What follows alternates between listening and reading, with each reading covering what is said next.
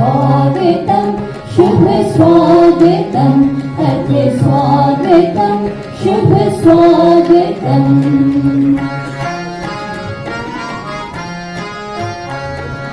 नित्य निरंतरता नवता मानवता समता ममता नित्य निरंतरता नवता मानवता समता ममता सारथ साथ मनोरथ का जो अनिवार्य नियमता संकल्प अभिजित अभिमतं संकल्प अभिजित अभिमतं आनंद मंगल मंगलम् आनंद मंगल मंगलम् नित्य प्रियं भारत भारतं नित्य प्रियं भारत भारतं स्वागतं शुभ स्वागतं अद्य स्वागतं शुभ स्वागतम् आनंद मंगल मंगलम् आनंद मंगल मंगलम् नित्य प्रियं भारत भारतं नित्य प्रियं भारत भारतं स्वागतं शुभ स्वागतम् अद्य स्वागतं शुभ स्वागतम्। अनुरोध करेंगे कि आगे आके इस कैलेंडर का लोकार्पण किया जाए। भारत सरकार का 2023 का कैलेंडर है। ये कैलेंडर अब आपके सामने प्रस्तुत है। नया वर्ष नए संकल्पों को अपने में समेटे 2023 का कैलेंडर आजादी के अमृतकाल के सफर की शुरुआत का प्रतीक है कर्तव्य पथ। राजपथ का नाम बदलकर अब कर्तव्य पथ हो गया है। औपनिवेशिक मानसिकता की बेड़ियों को तोड़ने और राष्ट्र के प्रति कर्तव्य के मार्ग पर आगे बढ़ने के संकल्प को दर्शाता है महाजन। फरवरी माह किसान कल्याण और किसान कल्याण कार्यक्रमों को समर्पित है। किसान हमारे देश का गौरव है और सरकार ने समृद्ध भारत के निर्माण के लिए किसानों को सशक्त बनाने के उद्देश्य से कई नीतियों को लागू किया है। मार्च माह भारतीय महिलाओं की भावना नारी शक्ति का सम्मान करने का महीना है। ये उन सभी महिलाओं का जश्न मनाने का महीना है जिन्होंने कांच की छत को तोड़ा है और खुद के लिए एक मुकाम बनाया है। अप्रैल माह शैक्षिक सुधारों पर जोर सरकार के प्रमुख एजेंडे में से एक है। ये लक्ष्य प्रधानमंत्री के नारे का सार है, पढ़े भारत बढ़े भारत और अप्रैल का विषय शिक्षित भारत है। मई माह कौशल भारत कार्यक्रम के लिए समर्पित महीना है। स्किलिंग ये सुनिश्चित करेगी कि देश का कोई भी युवा अपनी वास्तविक क्षमता तक पहुंचने से वंचित न हो। जून महीने की theme fit India hit India fitness के मंत्र को भारत के हर घर तक ले जाती है। अंतर्राष्ट्रीय योग दिवस 21 जून को दुनिया भर में मनाया जाता है। प्रधानमंत्री श्री नरेंद्र मोदी ने भारत में सभी उम्र के लोगों को शारीरिक रूप से सक्रिय जीवन शैली अपनाने के लिए प्रोत्साहित किया। जुलाई माह पर्यावरणीय स्वास्थ्य से जुड़े सरोकारों को दर्शाता है। जलवायु के अनुकूल स्वस्थ विकल्पों को चुनने में भारत सबसे आगे रहा है। मिशन लाइफ इसका बड़ा उदाहरण है। अगस्त माह की थीम खेलो इंडिया की है। जमीनी स्तर पर भारतीय खिलाड़ियों को समर्थन देने से लेकर विश्व स्तरीय बुनियादी ढांचा तैयार करने तक खेलो इंडिया भारत को सभी खेलों में पोडियम के शीर्ष पर ले जाने का वादा करता है। सितंबर माह दर्शाता है वसुधैव कुटुंबकम। यह विश्व एक परिवार है कि विश्वास एक पृथ्वी एक परिवार एक भविष्य पर आधारित भारत की G20 अध्यक्षता इस प्राचीन भारतीय प्रतिमान को वैश्विक स्तर पर ले जाती है। अक्टूबर माह की थीम खाद्य सुरक्षा है। सभी लोगों के लिए भोजन की उपलब्धता को सुनिश्चित करना अक्टूबर महीने का उद्देश्य दिखाई देता है। नवंबर आत्मनिर्भर भारत के संकल्प को मजबूत करता नवंबर माह।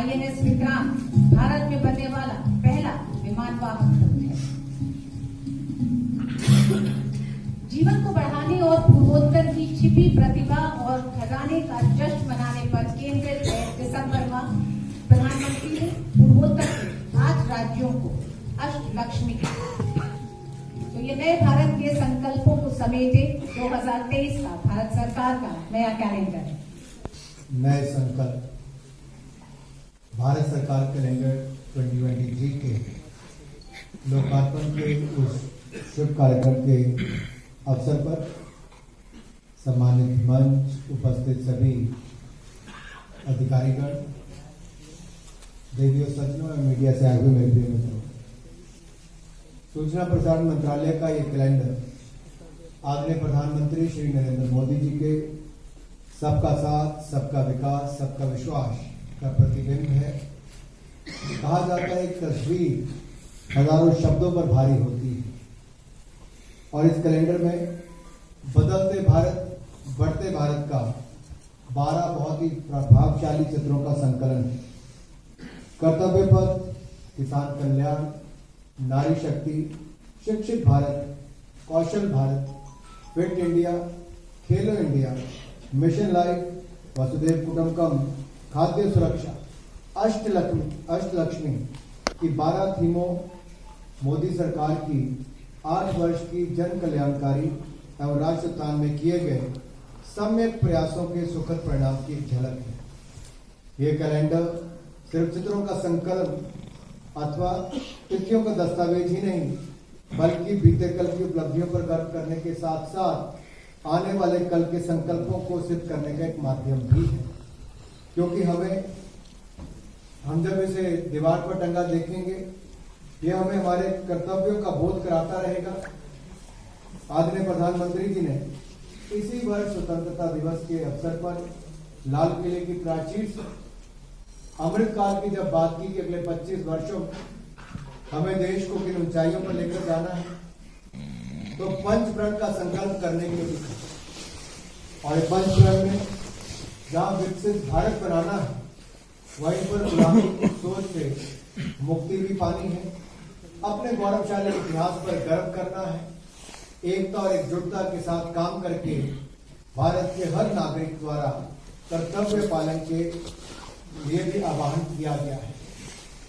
तो ये कैलेंडर न केवल तारीखों, छुट्टियों और बाकी जानकारी देगा, बल्कि हमें हमारी उपलब्धियों को भी दर्शाएगा और भविष्य का भारत विकसित भारत बने, उसके लिए हमें पंचप्रण का याद भी बार बार करवाएगा। आज ये पुण्य पड़ा, एक नई राह, एक नए संकल्प, एक नए सामर्थ्य के साथ कदम बढ़ाने का शुभ अवसर।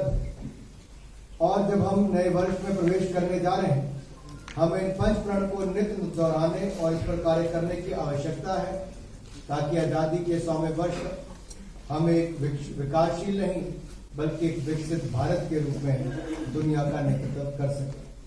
हमें भारत को सशक्त बनाने की विकास यात्रा को जन आंदोलन के रूप में बदलना होगा। भारत सरकार का ये कैलेंडर पिछले 2 वर्ष कोविड के कारण नहीं आ पाया। डिजिटल कैलेंडर ही पहले लॉन्च करना पड़ा, और इस बार 2 साल के अंतराल के बाद से छापा गया है।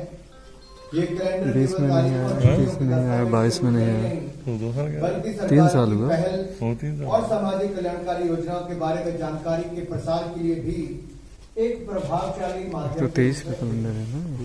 सरकारी कार्यालयों में प्राप्त लक्ष्यों के लिए एक दस्तावेज के रूप में भी कार्य करता है, और उपलब्धियों की चयनित सूची में स्थान प्राप्त करने के लिए कड़ी मेहनत करने के लिए भी हमारे अधिकारी कर्मचारियों के लिए प्रेरित करता है। उसी के लिए इसे रचनात्मक डिजाइन इन उद्देश्यों को ध्यान में रखकर ही बनाया गया है। ये वर्ष G20 प्रेसिडेंसी का भी है। ये भारत के लिए बड़े गर्व की बात है, और मुझे पूर्ण विश्वास है देश के 55 से ज्यादा स्थानों पर 200 से ज्यादा जब ये मीटिंग देश दुनिया भर के लोग यहाँ पर आएंगे, हमारे खूबसूरत भारत के अलग अलग कोने से हमारा गौरवशाली इतिहास, कला, संस्कृति, साहित्य, उसकी जानकारी लेकर दुनिया भर में भारत की असली छवि दिखाने का भी इसमें अवसर मिलेगा। तो पिछले 2 सालों में कैलेंडर को एक डिजिटल रूप में जैसे लॉन्च किया है, इस साल ये डिजिटल, फिजिकल और डिजिटल दोनों ही रूप में उपलब्ध भी होगा। हालांकि भौतिक कैलेंडर की छपाई पारंपरिक तरीकों में से एक है, लोगों के मन में समान महत्व रखता है, इसलिए इसकी भारी मांग भी रहती है। ये वर्ष में 365 दिन भारत सरकार के विभिन्न कार्यालयों और विभागों में प्रमुखता का स्थान रखता है। विभिन्न मंत्रालयों को गर्व और उपलब्धि की भावना प्रदान करता है, जिनके कार्य पहल कैलेंडर में शामिल होते हैं। मुद्रित कैलेंडर देश भर की सभी पंचायतों को भेजे जाते हैं, जहां वे जमीनी स्तर पर आम जनता के लिए जो विभिन्न मंत्रालयों और विभागों द्वारा नीतियां, पहलों और योजनाओं के बारे में एक संदेश देने का उपकरण के रूप में कार्य करते हैं। ये भारत सरकार की सर्वश्रेष्ठ रचनाओं में से एक है, जो सभी के लाभ के लिए सरल और स्पष्ट भाषा में एक उत्पाद में पूरे एक वर्ष के लिए विकासात्मक संदेश देता है। संक्षेप में ये संचार के प्रभावी साधन के रूप में कार्य करता है। इस साल के कैलेंडर में जैसे आपको बताया गया कि जो काम पूरा हो चुका है उसको भी दर्शाया गया है, और जो काम आगे चल रहे हैं उसको भी इसके माध्यम से दिखाने का प्रयास किया है। इसलिए विषय नया वर्ष, नए संकल्प, तो नए संकल्प भी लेंगे और अमृतकाल में भारत को आगे भी लेकर जाने का काम करेंगे। हिंदी, अंग्रेजी के अलावा इसे 11 अन्य भाषाओं में भी उपलब्ध करवाया जाएगा। केंद्र सरकार के सभी कार्यालयों में पंचायती राज संस्थानों को वितरित किया जाएगा। ऑटोनोमस बॉडीज हो, पब्लिक सेक्टर बॉडीज हो, पब्लिक सेक्टर एंटरप्राइजेज हो, उनके लिए खरीद के लिए भी उपलब्ध होगा। और लगभग 11 लाख इसकी अब तक प्रिंटिंग करने का निर्णय किया गया है। पंचायतों के लिए क्षेत्रीय भाषाओं में 2.5 लाख कैलेंडर उपलब्ध करवाए जाएंगे। नवोदय विद्यालय हो, केंद्रीय विद्यालय हो, बीडीओ डीएम के दफ्तर हो, इन सब में भी इनको भेजने का काम किया जाएगा। क्योंकि सन 2022 के कैलेंडर के अब 3-4 दिन ही मुश्किल से बचे हैं, तो प्रसार भारती ने जो कुछ महत्वपूर्ण उपलब्धियां की हैं उस पर भी मैं थोड़ा प्रकाश डालना चाहूंगा। प्रसार भारती ने रणनीतिक स्थानों में लगभग 50 ट्रांसमीटर्स को छोड़कर अपने अप्रचलित एनालॉग टेरेस्ट्रियल ट्रांसमीटर्स जो हैं उनके साथ डीडी फ्री डिश 2022 की शुरुआत तक 4 करोड़ 30 लाख से अधिक घरों तक पहुंच चुका है। प्रसार भारती के यूट्यूब चैनल्स का सब्सक्रिप्शन बेस 2 करोड़ से ज्यादा हो गया है। प्रसार भारती ने वित्तीय वर्ष 2021-22 तक लगभग 1350 करोड़ रुपए का वाणिज्यिक परिचालन कर 13% की मजबूत राजस्व वृद्धि के साथ समाप्त किया। दूरदर्शन ने अंग्रेजी और 9 क्षेत्रीय भाषाओं में मेगा सीरियल स्वराज भारत के स्वतंत्रता संग्राम की गाथा को भी देश भर को दिखाने का काम किया है। डीडी और ऑल इंडिया रेडियो न्यूज को रॉयटर्स इंस्टीट्यूट और CSDS द्वारा 2 अलग-अलग सर्वेक्षण में भारत में सबसे भरोसेमंद समाचार नेटवर्क के रूप में मान्यता दी।